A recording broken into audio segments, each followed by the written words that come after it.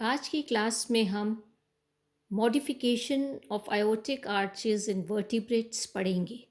Last class में मैंने आपको टिपिकल प्लान आयोटिक आर्चेस का बताया था, जो कि बेसिक प्लान में मैंने आपको बताया था 6 पेयर्स ऑफ आयोटिक आर्चेस होती किसी भी वर्टिब्रेट में।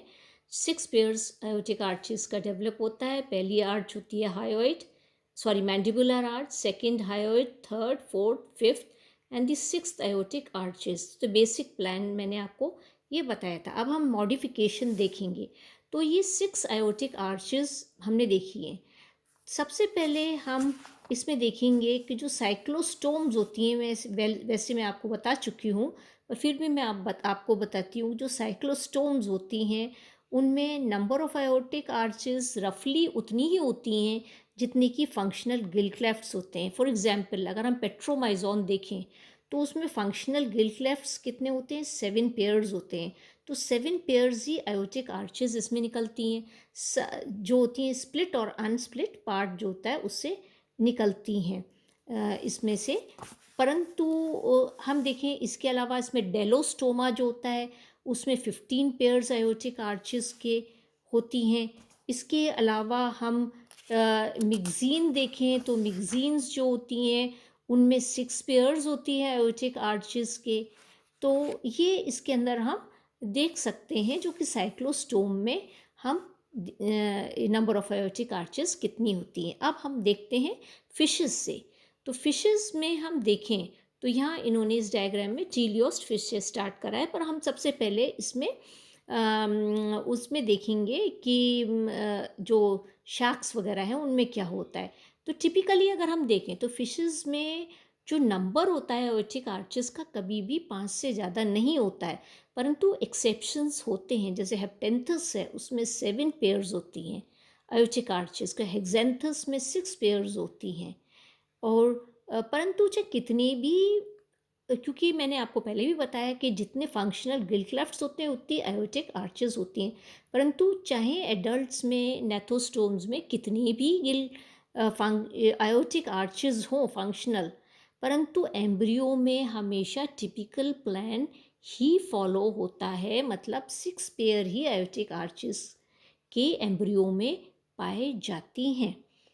Now we begin with the sharks. और हम कॉन्ट्रिकाइथीज में देखें तो शार्क्स या स्कॉलोडॉन में हम देखें तो जो नंबर ऑफ आयोटिक आर्चेस जो होती हैं, जैसा कि टिपिकल प्लान में है 6 होती हैं, परंतु जो स्कॉलोडॉन जो होती है उसके अंदर जो पहली आयोटिक आर्च होती है जिसे हम मैंडिबुलर आर्च कहते हैं, दिस मैंडिबुलर आर्च डिसअपियर्स, ये डिसअपियर हो जाती है, जिसे हम कहते हैं ये मैंडिबुलर आर्च डिसअपियर।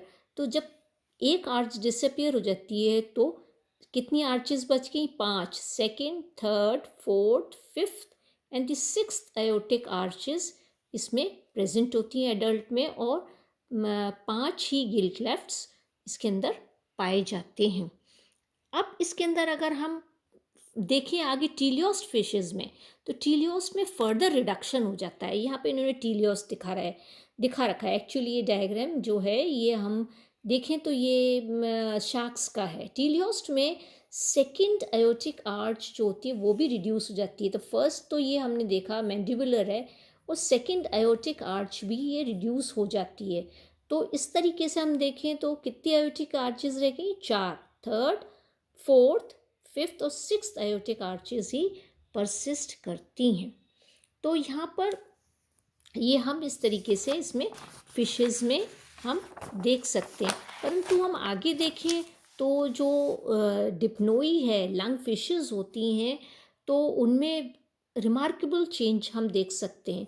तो जो है हमने पहले देखा रिडक्शन 2 आर्चेस का तो पहले ही हो चुका है, तो फर्स्ट और सेकंड आयोटिक आर्चेस के अंदर नहीं पाई जाती डिप्नोइज में, परंतु कौन सी पाई जाती है? Third, fourth, fifth, sixth aortic arch पाई जाती है।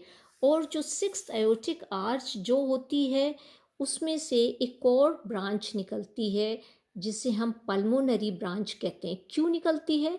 क्योंकि जो डिप्नोई होती है उनमें स्विम ब्लैडर पाया जाता है। गिल्स के अलावा उसमें स्विम ब्लैडर भी पाया जाता है। तो सिक्स्थ आयोटिक आर्च से एक ब्रांच जो निकलती है, it goes to the swim bladder. इसके अलावा इसमें जो इसका हार्ट है उसमें ऑरिकल में एक सेप्टा भी बन जाता है, इंटर ऑरिकुलर सेप्टा भी बन जाता है, इनकम्प्लीट होता है inter auricular septa.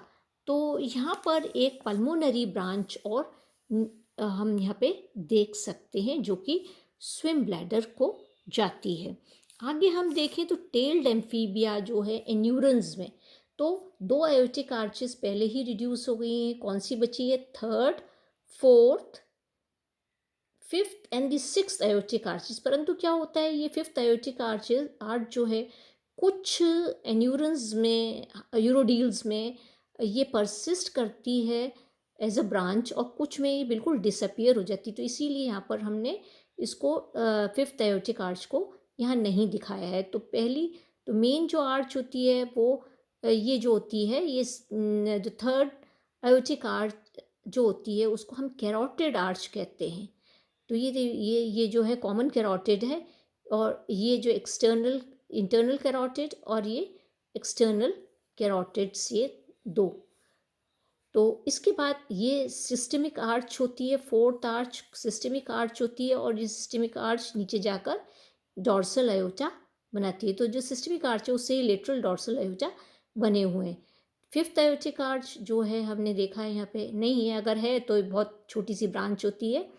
Sixth aortic arch persist as a pulmocutaneous branch.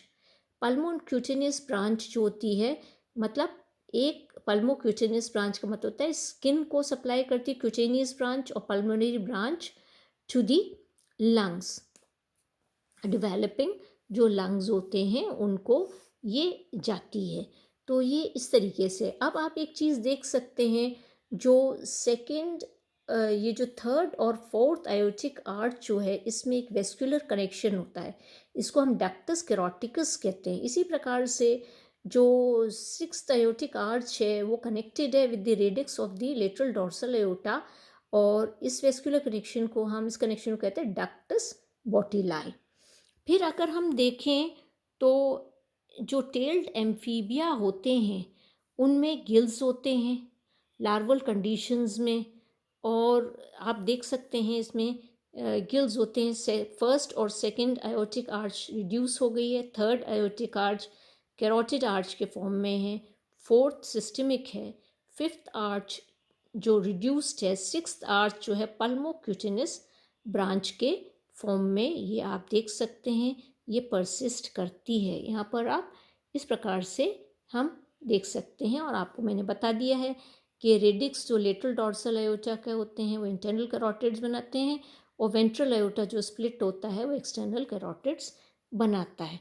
तो ये यहाँ पर हमने ये देखा। इसी प्रकार से हम देख सकते हैं इसका जो कनेक्शन हमने यहाँ देखा था, वेस्कुलर कनेक्शन थर्ड और फोर्थ आर्च के बीच में, वो यहाँ पर इट इज़ लॉस्ट, जिसे हम डक्टस कैरोटिकस कहते हैं, वो एन्यूरन्स में नहीं पाया जाता। इसी प्रकार से डक्टस बोटेलाई जो है, जो कि सिक्स्थ आयोटिक आर्च का लेटरल डॉर्सल आयोटा से जो कनेक्शन था वो भी ख़त्म हो जाता है, तो it is lost.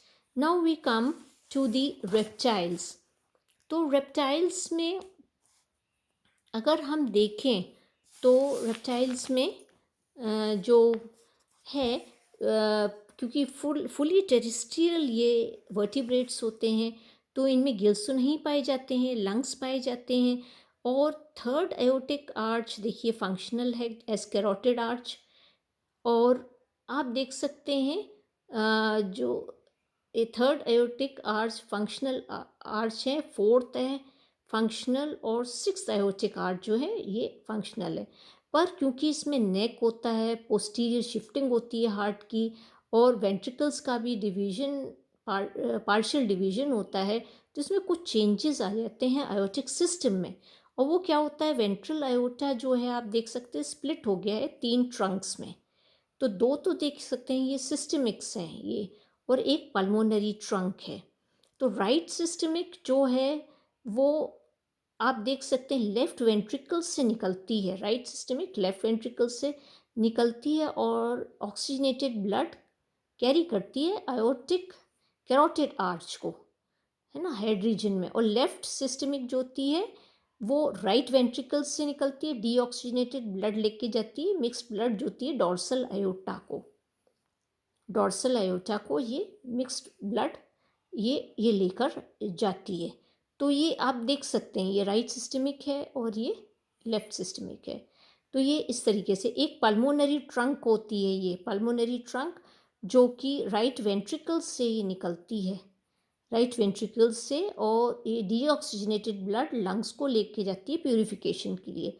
Ductus caroticus जो है आप देख सकते हैं, ये एब्सेंट होता है इसमें, और यहाँ कुछ में, ये कई में परसिस्ट भी करता है, जैसे लिजर्ड्स होती हैं, आर्टीरियोसिस, सॉरी, कैरोटिकस और आर्टीरियोसिस कुछ में डिसअपियर हो जाता है, और परंतु लिजर्ड्स, कुछ लिजर्ड स्नेक्स वगैरह में ये परसिस्ट भी करता है। तो आगे बर्ड्स और मैमल्स में हम देखें तो बर्ड्स और मैमल्स में आप देखें तो थर्ड आयोटिक आर्च है। फोर्थ आयोटिक आर्च में अगर हम देखें तो बर्ड्स में जो होती है खाली राइट सिस्टमिक आर्च ही प्रेजेंट होती है, और right systemic arch, ventral iota देखिए दो ट्रंक्स में डिवाइडेड है, एक सिस्टमिक है और दूसरी पल्मोनरी ट्रंक है। तो सिंगल सिस्टमिक प्रेजेंट होती है राइट सिस्टमिक बर्ड्स में, और इसी प्रकार से लेफ्ट सिस्टमिक जो होती है वो मैमल्स में होती है। तो वेंट्रल आयोटा दोनों में ही दो ट्रंक्स में स्प्लिट है। यहाँ पर अगर हम देखें तो जो लेटरल डोर्सल अयोटा है वो बर्ड्स और मैमल्स में सिंगल सिस्टमिक से बना हुआ है, राइट सिस्टमिक से बर्ड्स में और लेफ्ट सिस्टमिक से मैमल्स में बनता है।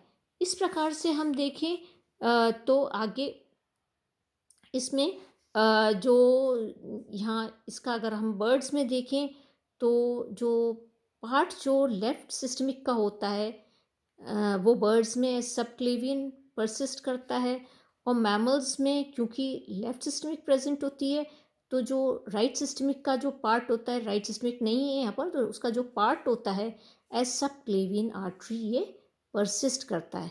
और डक्टस आर्टीरियोसिस और ductus caroticus are completely lost in birds and mammals. तो ये हम देख रहे हैं कि बर्ड्स और मैमल्स में देखें तो आयोटिक आर्चेस कितनी है, तो आयोटिक आर्चेस आप देखें फर्स्ट सेकंड नहीं है, थर्ड आयोटिक आर्च है, फोर्थ में सिंगल सिस्टमिक है, और ये हम देखते हैं सिक्स्थ आयोटिक आर्च इसके अंदर सिंगल पल्मोनरी ट्रंक बना रही है ये। तो सिंगल पल्मोनरी ट्रंक यहाँ आप देख सकते हैं। तो एक सिस्टमिक है तो तीन ही आर्चेस, लेकिन थर्ड, फोर्थ और सिक्स्थ आयोटिक आर्च यहाँ पर बर्ड्स और मैमल्स में परसिस्ट करते हैं। तो ये हमने आज modification of aortic arches in vertebrates पढ़ा।